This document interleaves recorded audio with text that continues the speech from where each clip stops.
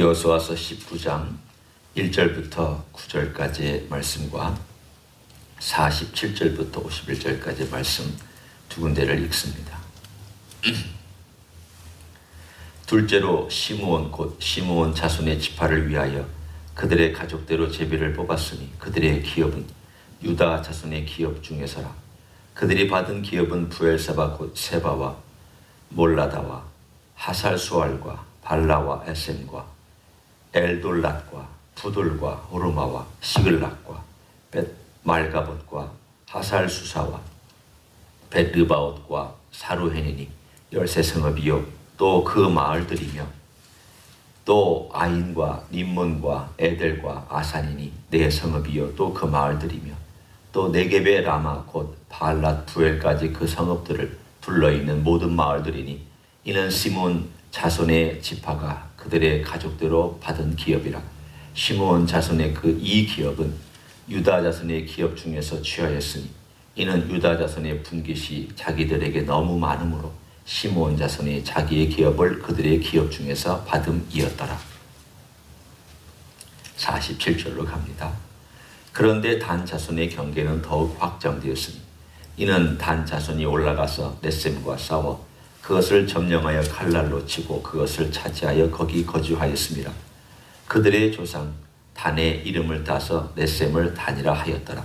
단 자손의 지파가 그에 딸린 가족대로 받은 기업은 그 이 성읍들과 그들의 마을들이었더라. 이스라엘 자손이 그들의 경계를 따라서 기업의 땅 나누기를 마치고 자기들 중에서 눈의 아들 여호수아에게 기업을 주었으니 곧 여호와의 명령대로 여호수아가 요구한 성읍 에브라임 산지 딥나세라를 주매 여호수아가 그 성읍을 건설하고 거기 거주하였더라. 제사장 엘르아살과 눈의 아들 여호수아와 이스라엘 자손의 지파의 족장들이 실로에 있는 회막문 여호와 앞에서 제비 뽑아 나눈 기업이 이러하니라. 이에 땅 나누는 일을 마쳤더라. 아멘.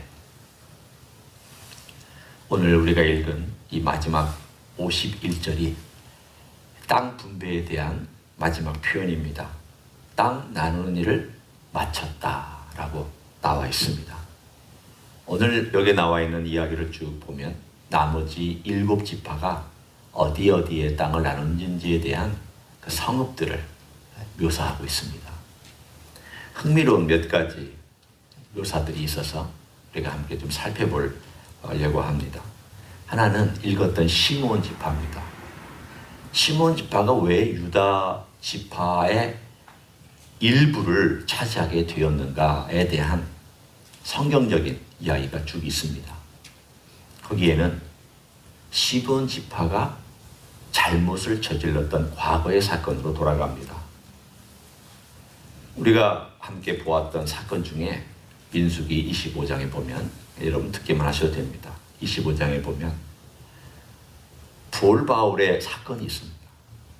40년이 다 지나고 모세가 아직 죽기 전에 그들이 요단강을 건너 가나안 땅에 들어가기 바로 전에 발람이라고 하는 이 선지자가 꾀를 내서 미디안과 모압을 여자들을 사용해서 이스라엘의 남자들을 유혹한 사건이 있습니다. 그래서 그 남자들이 여자들과 함께 이방신을 섬기고 이방 제사에 참여하고 또 그들과의 잘못된 관계를 맺는 그 사건이 벌어집니다. 그것 때문에 전염병이 돌아서 사람이 죽는데 그때의 연병으로 죽은 자가 24,000명이라고 되어 있습니다. 그리고 나서 뭐라고 나와 있는가 하면 엘르아살 제사장입니다. 엘르아살의 아들 비느하스가 그 대표적으로 리더 역할을 했던 남자와 그리고 미디안의 여자를 창으로 죽이는 사건이 일어납니다. 그러자 하나님께서 연병을 그쳐주셨습니다. 그때에 죽임을 당한 사람의 이야기를 이렇게 표현합니다.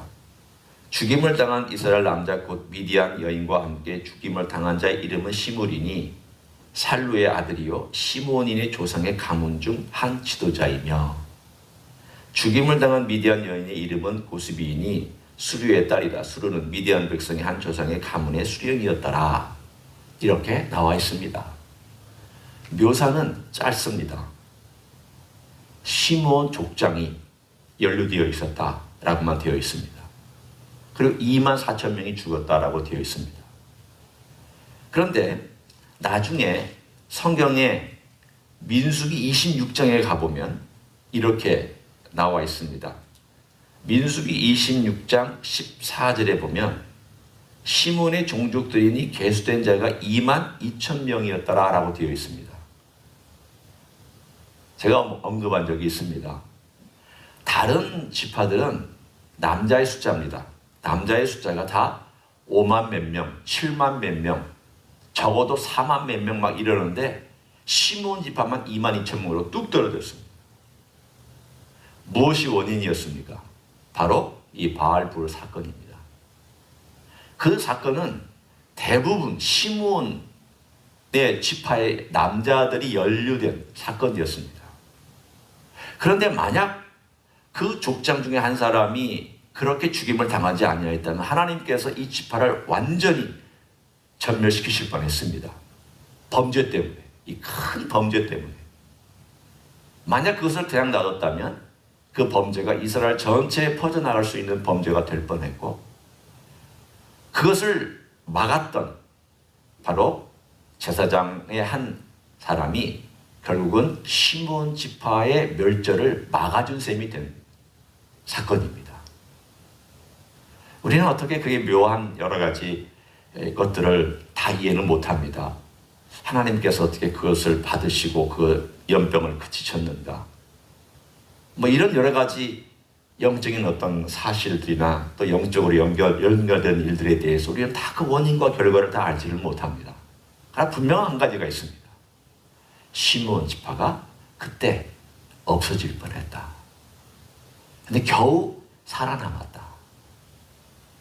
남자만 22,000명밖에 안 됐다. 오늘 드디어 이제 우리가 있는 이 본문으로 돌아와서 보면 시므온 지파가 받았던 지역은 적습니다.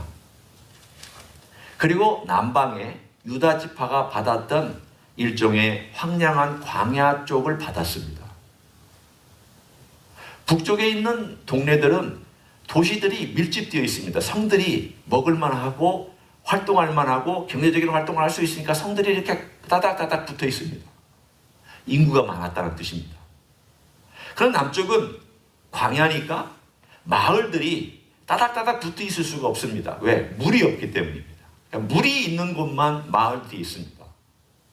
그 이야기는 이들은 삶도 팍팍할 뿐만 아니라 이들의 인구 숫자도 적었다는 뜻이기도 합니다.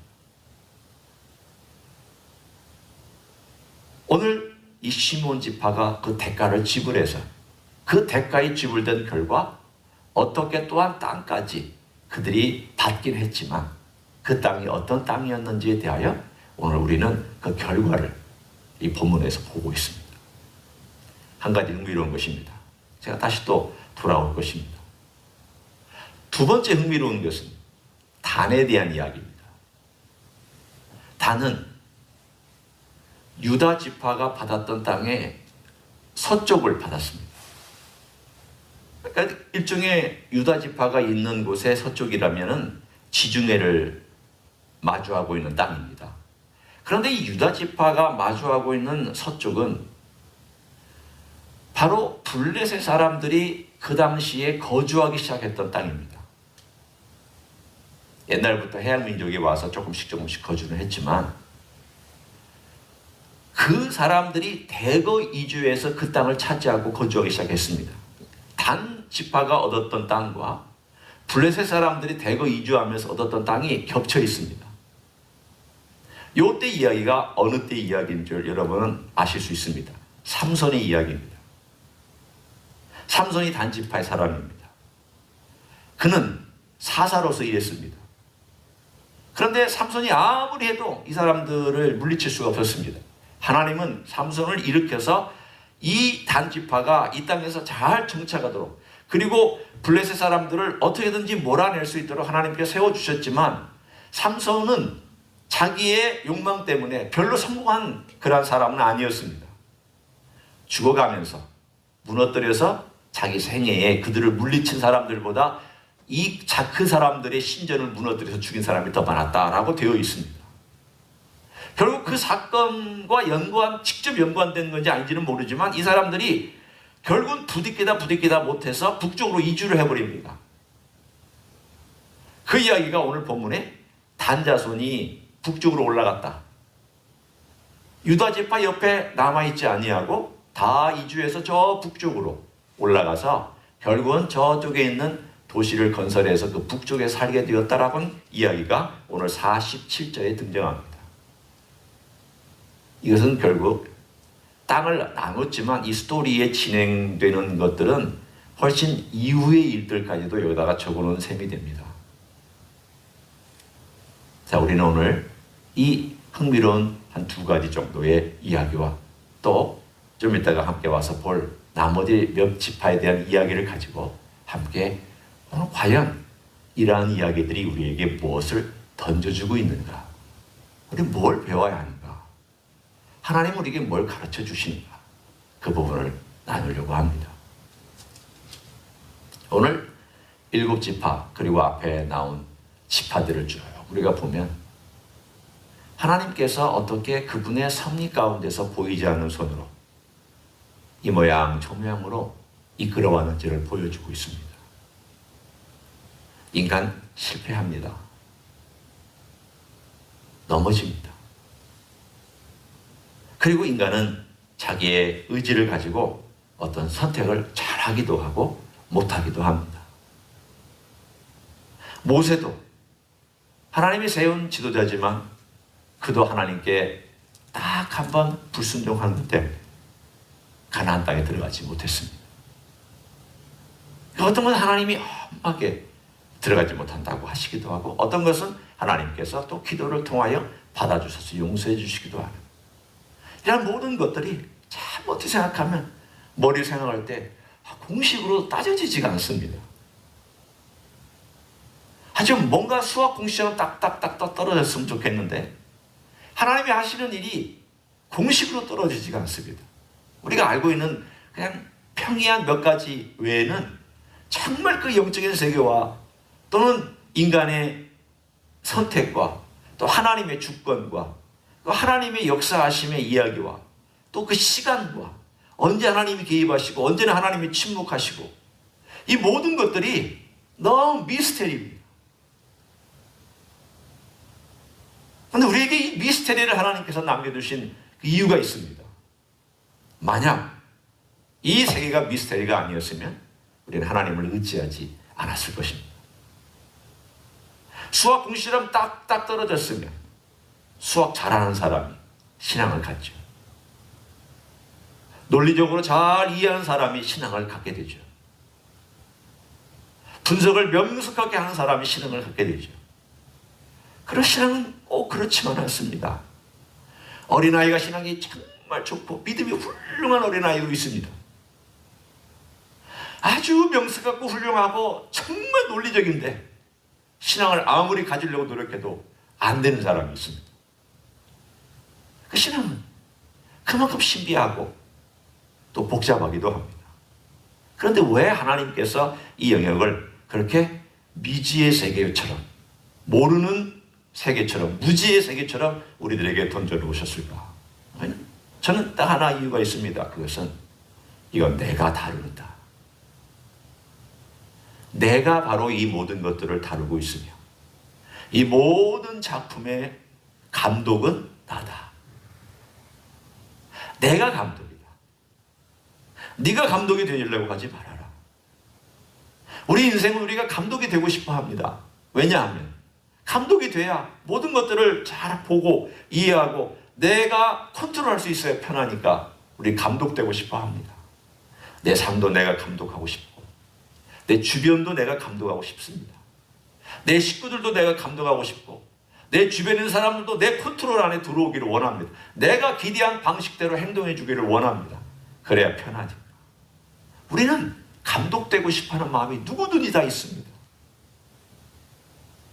그것을 넓혀서 하는 사람도 있고 좁혀서 하는 사람도 있고 그것을 조심하는 사람도 있고 드러내고 하는 사람도 있고 다 방식은 다르지만 사람마다 자기 인생을 자기가 감독하고 싶어 합니다. 하나님은 반대로 말씀하십니다. 네 인생을 네가 감독하지 마라. 내가 감독하게 해라. 내가 너의 인생을 안다. 나는 너의 태어날 전부터 너를 알고 있었고 네가 태어나는 그 순간부터도 너를 알고 있다.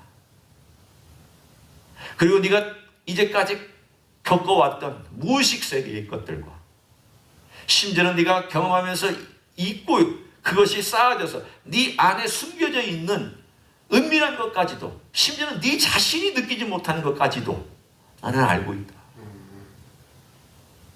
그럼 누구에게 맡겨야 되겠느냐? 누가 주인공이며 누가 감독이냐? 역사를 볼 때 이 지파 12지파의 그 파노라마와 같은 야곱 때부터 그 12아들이 쫙 해서 지금까지 수백 년이 지나는 동안 하나님께서 12아들이 태어나는 순간부터 지파가 되어서 오는 데까지 역사를 하나님이 다 알고 계신 분입니다. 그 잘못된 선택 때문에 멸망당할 그 시므온 지파도 하나님께서 적절한 때에 멈춰주셨습니다.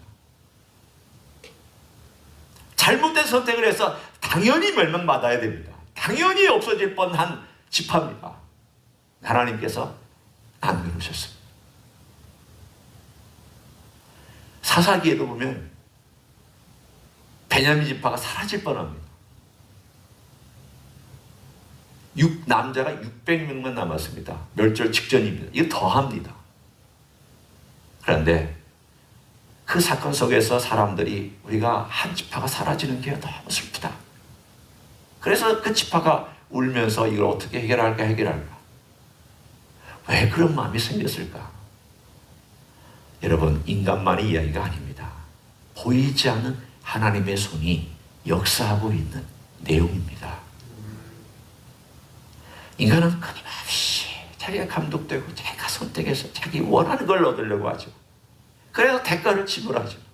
하나님은 그것을 또 적절한 선에서 수습해 주시고 또 이끌어 가시고, 그래서 하나님께서 약속했던 그 12지파가 멸절하지 아니하고 살아가는 이 모든 면에서 하나님께서 계속 그들의 잘못된 선택에도 또 개입하여 주시고 또 대가를 지불하면서 배우게 하시면서 또 개입하여 주시면서 하나님의 그 솜씨가 이 12지파의 모든 이야기 가운데 사실은 스며들어가 있습니다. 기록된 것도 있지만 기록되지 않은 많은 사건 속에서 하나님은 자기가 하셨던, 본인께서 약속하셨던, 야곱에게 약속하시고 그 후손들에게 약속하셨던, 너희가 잘나서가 합니다. 내가 너희 조상을 사랑해서 너희들에게 복을 베푼다. 내가 너희 조상에게 사랑해서 약속한 것이 있기 때문에 내 명예와 내 이름 때문에 내가 너희들에게 지속적으로 복을 베풀고 있다. 가만히 생각해 보십시오. 우리가 복받고 지금도 은혜를 입고 있는 것은 나 때문이 아닙니다. 예수님 때문입니다. 예수님, 그분이 나를 위해서 행하셨던 것을 하나님께서 보시고 내 행한 행동을 보면 심판받아 마땅하지만 내가 선택한 행동들을 보면 사실은 멸절되어야 마땅하지만, 그러나 예수 그리스도께서 나를 위해서 피 흘리셨다고 하는, 그리고 예수님의 피로 덮여있는 나를 보시고 하나님께서 또 오늘 본문에 나와 있는 이야기처럼 그분의 보이지 않는 손으로 이끌어주시고 보호하시는 그 하나님의 절묘하신 이야기들이 오늘 이 이야기 속에 스며들어 있습니다. 마지막 이야기는 스불론과 납달리에 대한 이야기입니다. 스불론과 납달리는 저 북쪽 갈릴리 지역, 갈릴리 지역의 동쪽과 갈릴리 지역의 북쪽을 이렇게 받았습니다. 그래서 이사야가 어떤 예언을 했는지 여러분 아십니다. 스불론과 납달리 땅이요, 어둠 가운데 있는 흑암에 있는 땅이요, 왜 그 땅이 어둠과 흑암 가운데 있다고 얘기를 했는가? 역사적으로 그 땅은 계속 북쪽으로부터 침략당한 땅입니다. 제일 먼저 공격에 들어오면 제일 먼저 다치는 땅이에요. 제일 먼저 포로로 끌려가는 땅이에요. 제일 먼저 부녀자들과 아이들이 고통당하며 노예로 끌려가는 땅이 스불론과 납달리 땅입니다. 그런데 예수님께서 찾아오실 땅입니다. 어둠과 절망과 좌절 가운데 있는 땅이었지만 예수님의 사역으로 인해서 제일 많이 혜택을 받았다. 제일 많은, 그래도 예수님의 은혜를 입고 많은 사람들이 예수님을 따랐던 지역이 스불론과 납달리 땅입니다. 하나님의 섭리는 참 묘하죠. 어떨 때는 많이 누린 어떤 데는 빼앗기고 정말 별걸도 없고 멀찌감치 쫓겨난 것 같은 자들이 또 많이 없고, 이런 하나님의 섭리가 어떤 방향으로 어떻게 역사하는지 우리는 측량도 못하고 깨닫지도 못합니다.